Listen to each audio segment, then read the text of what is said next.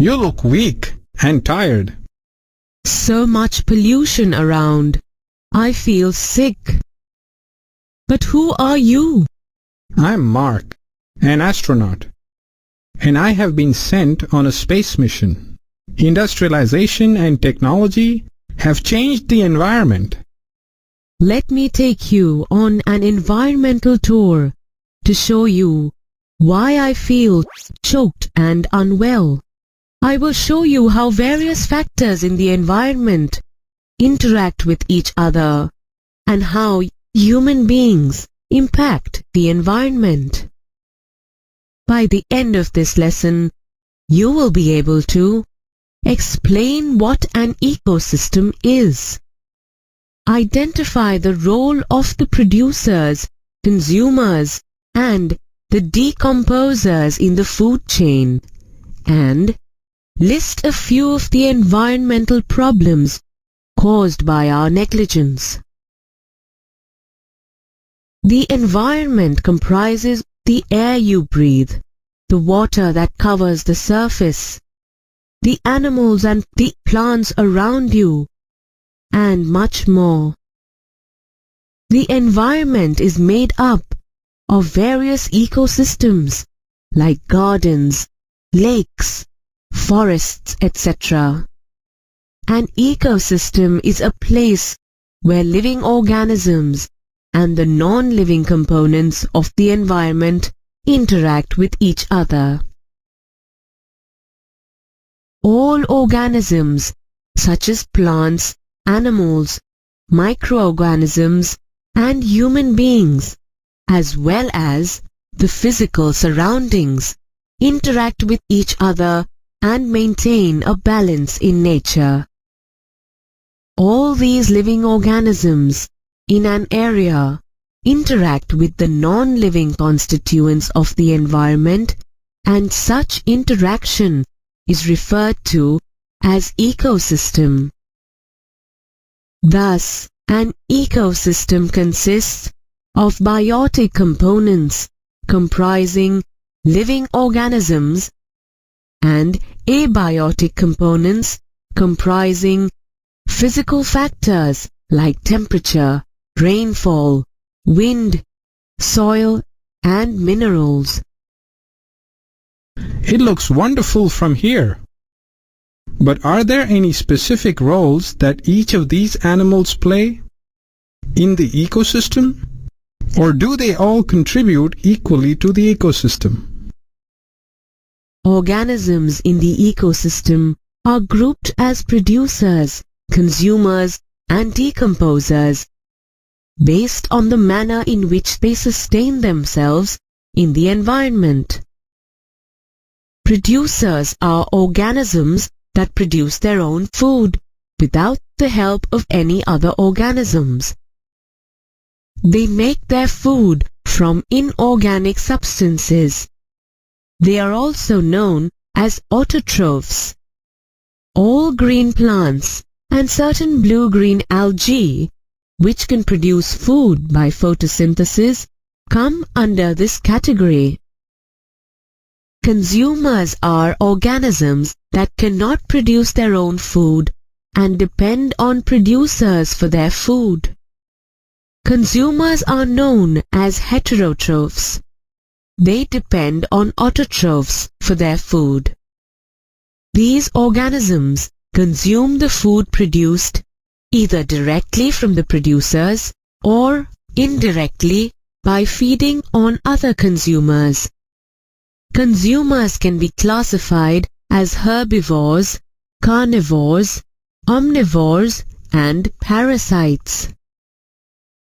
Decomposers help to decompose the dead remains of organisms. In the process, complex molecules are broken down into simpler molecules. If they decompose the dead remains, how does it help the ecosystem?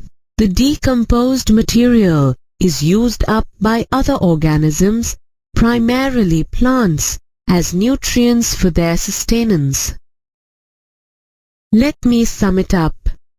Decomposers are also known as organisms of decay or saprobes. They are microorganisms that break down the dead remains and waste products of organisms that can be used by other members of the ecosystem. Bacteria and fungi are examples of saprobes. We have spoken about the groups of organisms in an ecosystem. This brings us to a series or a chain. What is this chain? It is a flow of energy from one species to another, to yet another, and so on. You have seen organisms that feed on one another to sustain themselves in the ecosystem. This develops a food chain in the ecosystem.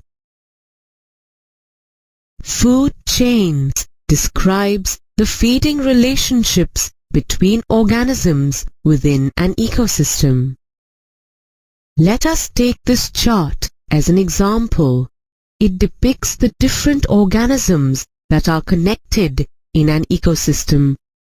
The arrows in the chart connect the lower level organism that is consumed by the higher level organism. This seems to show the flow of energy transfer. The way energy is passed from the producer to the consumer? Correct. Each step or level of the food chain forms a trophic level. Trophic levels are categorized as per their feeding behavior. The autotrophs or the producers, that is, the plants, are at the first trophic level. The herbivores or the primary consumers, like bees, insects, come at the second level. Small carnivores like rats, snakes, or secondary consumers come at the third level, and larger carnivores like an eagle or tertiary consumers form the fourth trophic level. Did you know that a huge amount of energy is lost at each stage in the food chain? Oh, I didn't know that. Why do we eat? To get energy. The food you eat acts as fuel and provides energy for work. This energy is passed on to the various trophic levels right from the producers to the tertiary consumers. Autotrophs capture the energy present in sunlight and convert it into chemical energy.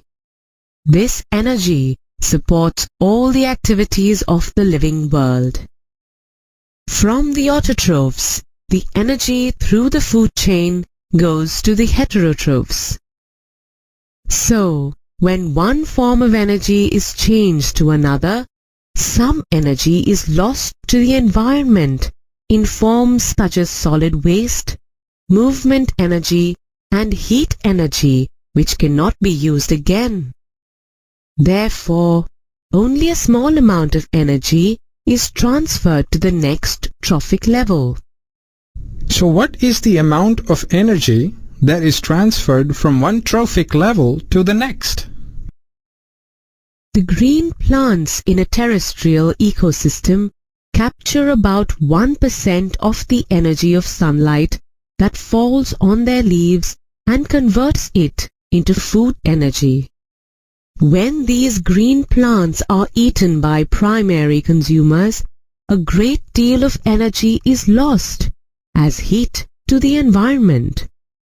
Some amount goes into digestion and in work, and the rest goes towards growth and reproduction.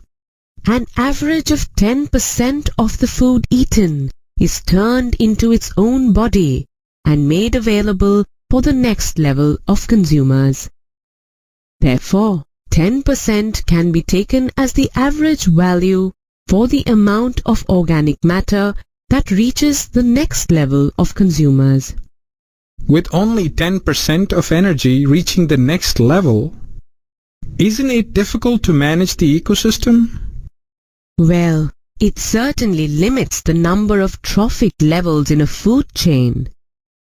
there are generally a greater number of individuals at the lower trophic levels of an ecosystem. The length and the complexity of food chains vary greatly. Each organism is generally eaten by two or more other kinds of organisms, which in turn are eaten by several other organisms. This is something like the plants and fruits eaten by goats, cows, rats, and rabbits, and subsequently rats being eaten by owls or snakes or cats. That's right. Instead of a straight line food chain, the relationship can be shown as a series of branching lines called a food web.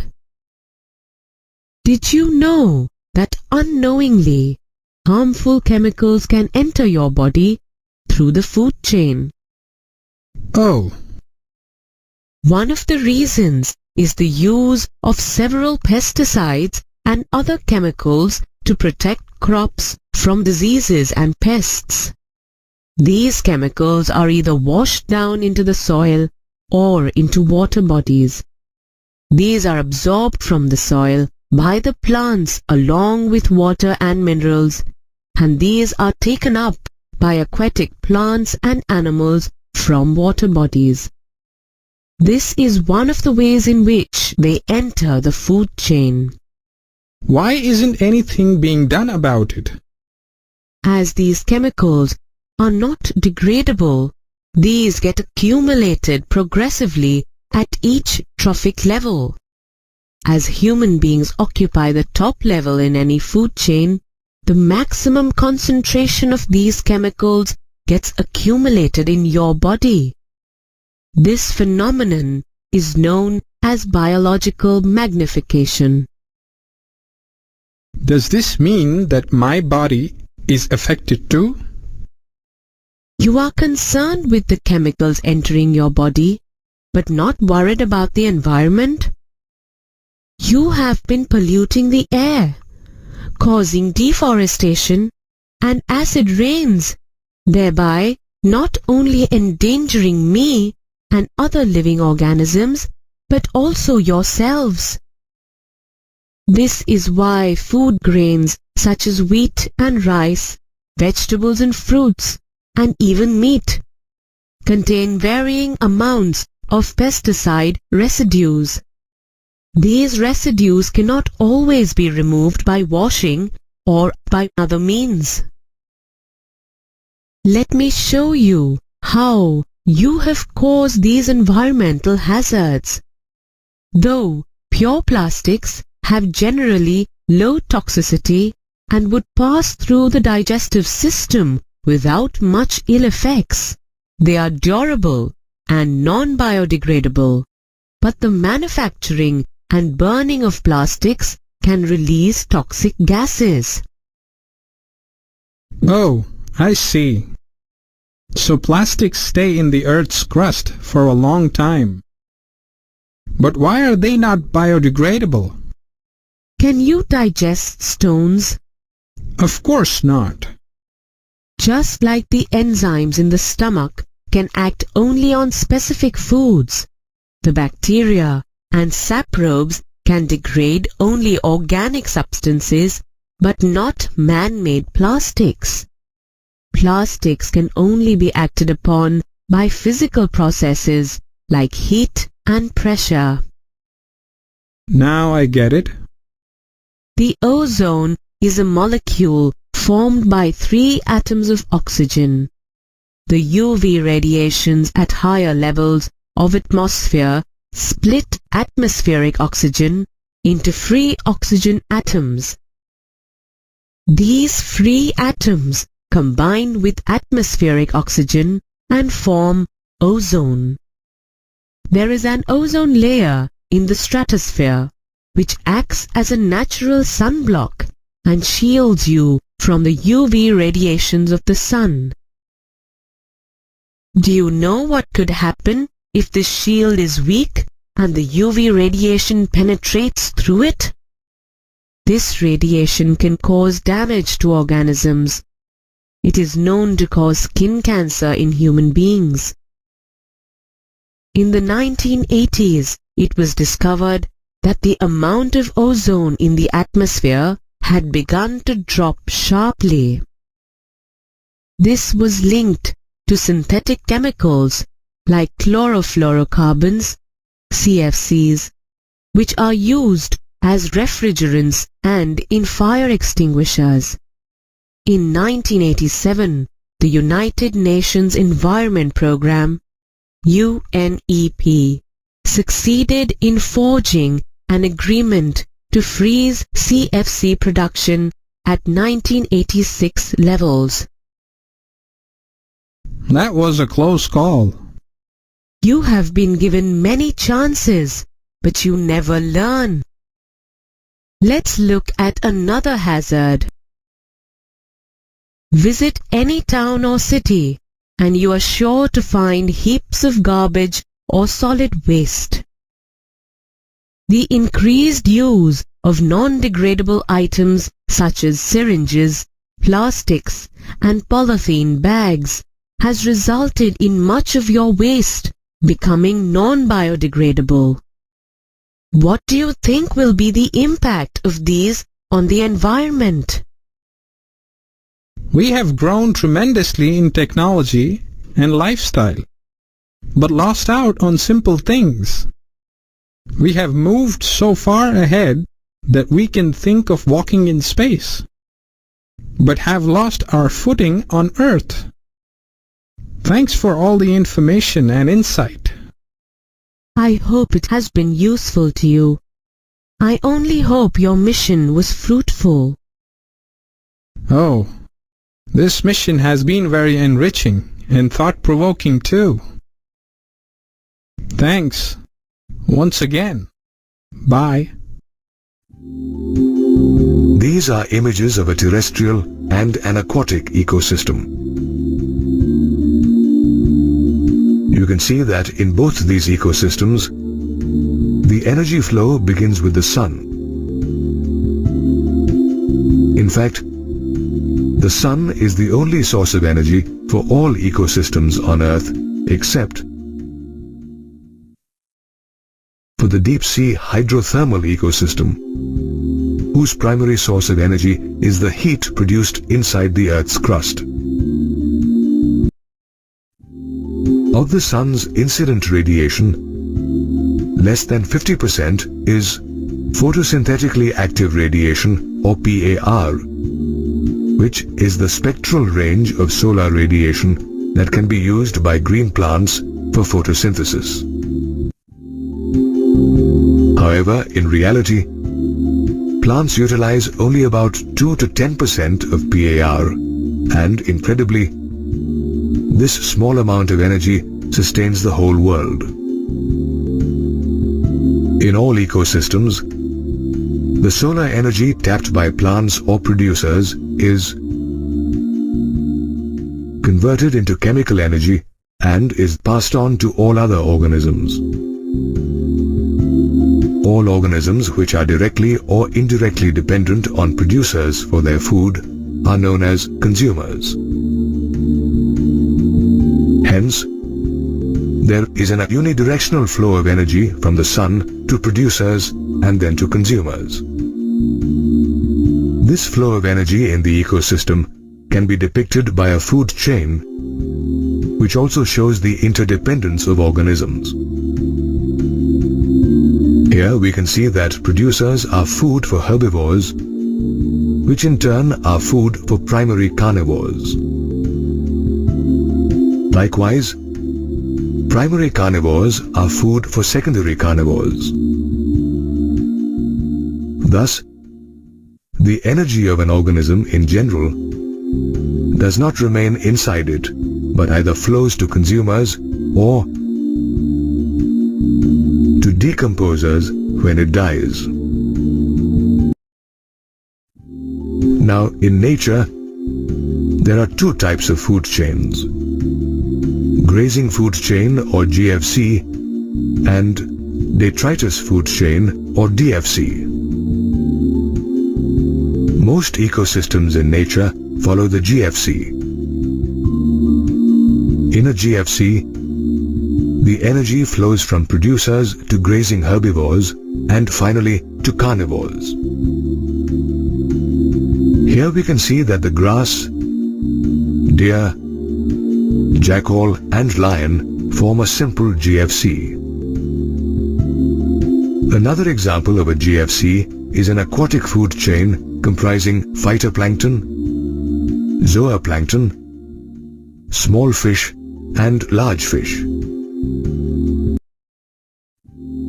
The second type of food chain, that is the DFC, begins with detritus or dead organic matter, which forms the primary source of energy. This detritus is broken down into simple inorganic materials by digestive enzymes secreted by decomposers or saprophytes and is then absorbed by them to meet their nutrient requirements. Detritivores or decomposers may be consumed by detritivore consumers, which, in turn, may be preyed on by small or large carnivores. The DFC is usually shorter than a GFC. An interesting fact about GFC and DFC is that they may be connected at certain levels.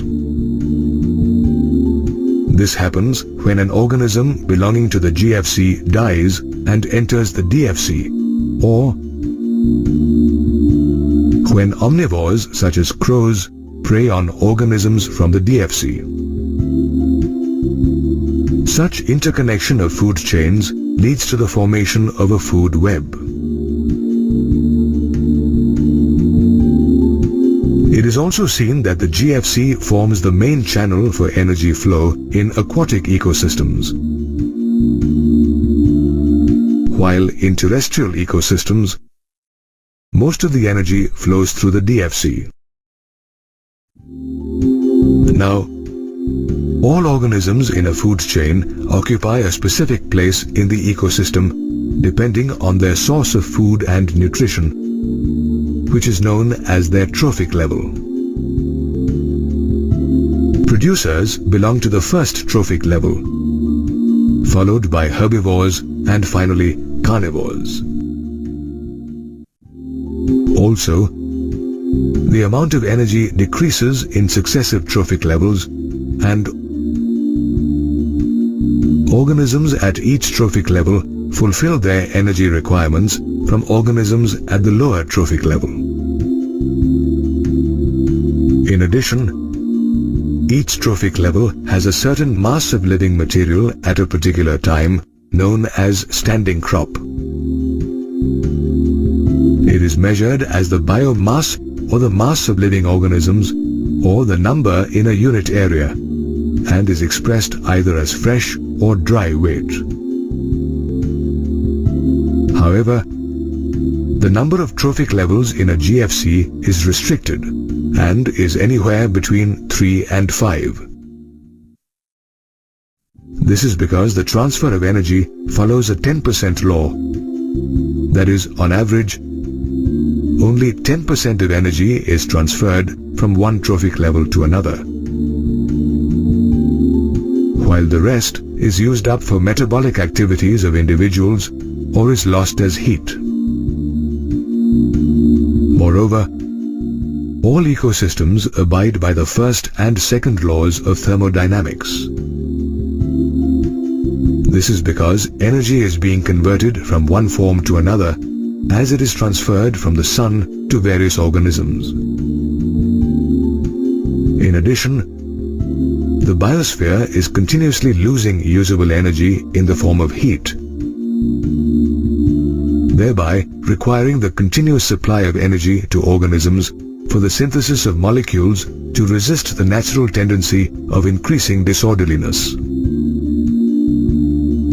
Hence, we have seen that there is a continuous supply and flow of energy in all ecosystems, and this is vital for the sustenance of our biosphere. All of us know about the pyramids of Egypt, one of the 7 wonders of the ancient world. This pyramid structure is also obtained when we illustrate the number or biomass or energy of different organisms at different trophic levels in an ecosystem, also known as the ecological pyramid. The ecological pyramid is a graphic representation of an ecological parameter such as number of individuals, amount of biomass, or amount of energy present at different trophic levels in an ecosystem. Trophic levels represent the position of organisms in the food chain. The base of an ecological pyramid represents the first trophic level or producers. The next trophic level comprises primary consumers,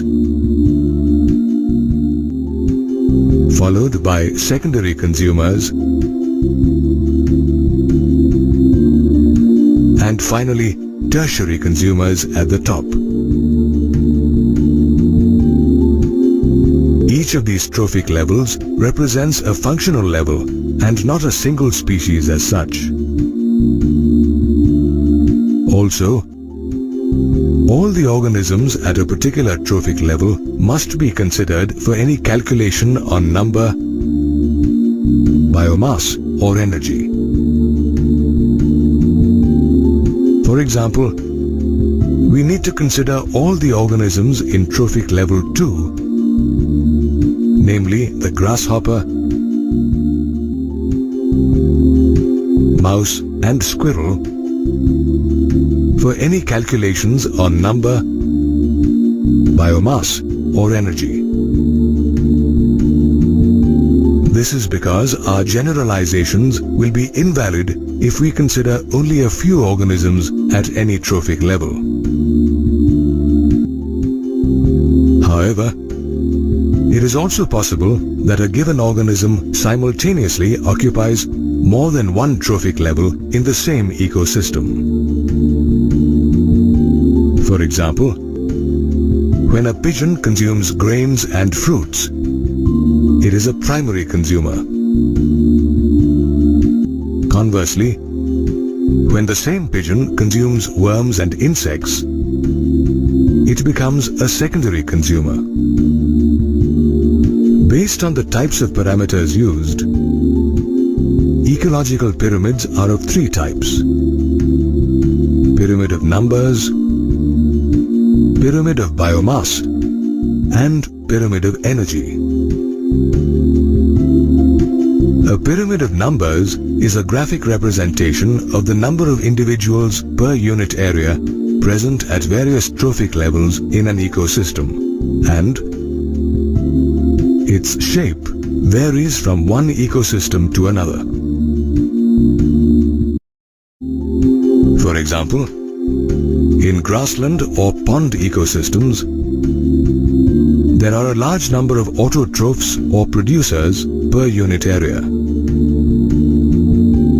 However, the number of herbivores that depend on these producers is few, and the number of carnivores that depend on the herbivores is still fewer. Therefore, in these 2 cases, the pyramid of numbers is an upright one, that is, converging towards the tip.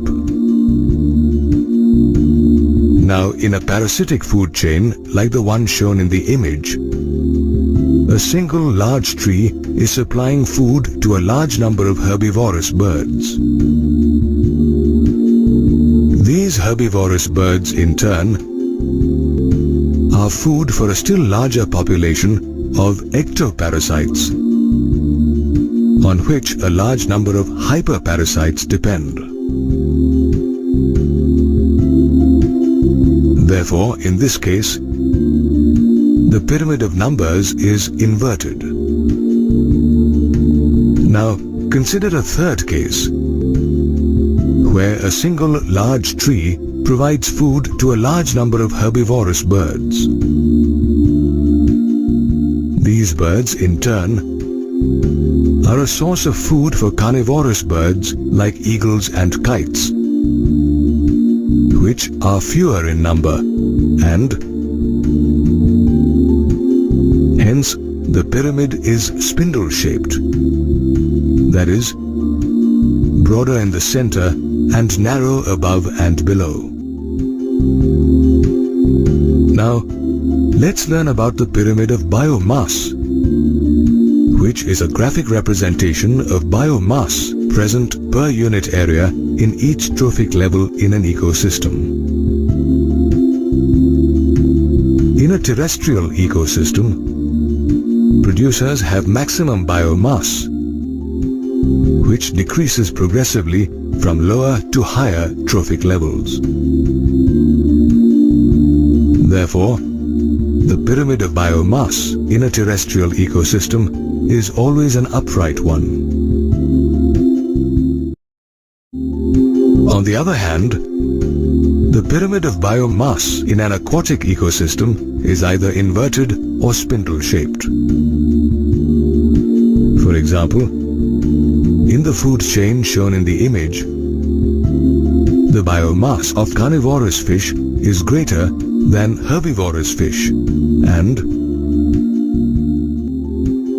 the biomass of the herbivorous fish is much greater than the producers or phytoplankton, leading to an inverted pyramid. However, in aquatic ecosystems like the ones found in the North Pacific Ocean, the pyramid of biomass is spindle-shaped, as the biomass of zooplankton exceeds that of the producers or phytoplankton,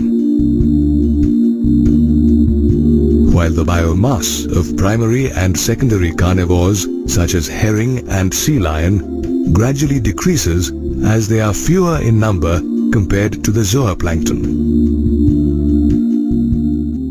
Finally, a pyramid of energy is a graphic representation of the amount of energy trapped per unit time and unit area at different trophic levels of an ecosystem. Each bar in a pyramid of energy represents the energy present at each trophic level at a given time or annually per unit area. Energy is always higher at lower trophic levels, that is, the producer, and flows to higher levels.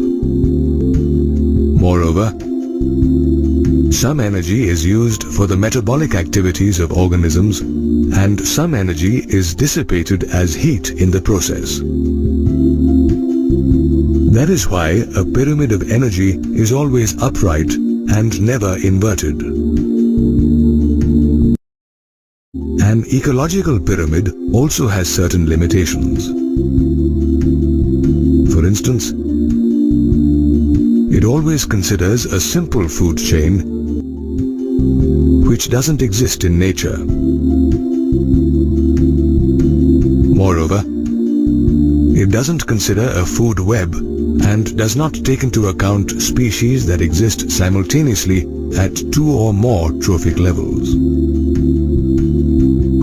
Another limitation of an ecological pyramid is that it never takes into account decomposers or saprophytes, though they play a significant role in an ecosystem. In general, an ecological pyramid shows the feeding relationship between groups of organisms and also depicts the amount of biomass or energy present at various trophic levels in an ecosystem.